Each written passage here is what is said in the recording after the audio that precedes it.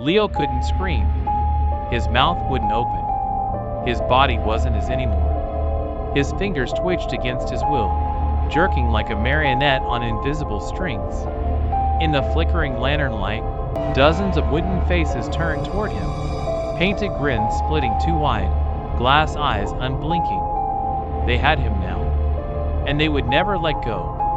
Leo had been walking for hours. His car broke down miles back, and the last road sign he saw was rusted beyond recognition. He should have turned around. But then he saw it, an old town swallowed by mist, empty, lifeless. Or so he thought. The first thing he noticed were the puppets. Hundreds of them, frozen mid-motion, some propped against crumbling buildings, others seated at long-abandoned cafe tables, as if waiting for a meal that would never come. Their eyes followed him. He swore they did. Then came the sound.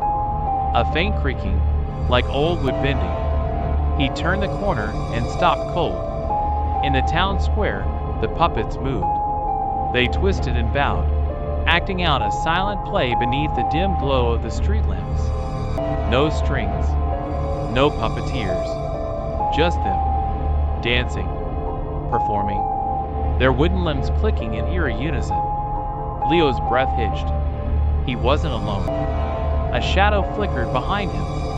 When he turned, a puppet was at his feet, one that wasn't there before. It grinned up at him, head tilting too far, joints creaking as it lifted a tiny, splintered hand. "Play with us," it whispered. Leo stumbled back, but his legs, they weren't listening anymore. The ground beneath him shifted. No, not the ground. The town itself. The streets curved, buildings stretched, the mist swirled with purpose. The puppets weren't just putting on a play. They were trapping him inside one. The realization struck too late. Leo's fingers stiffened. His skin hardened, turning to wood. His limbs jerked upright as if yanked by invisible hands. His own body was no longer his. The puppets gathered around him, faces frozen in carved delight. Another actor for their eternal show.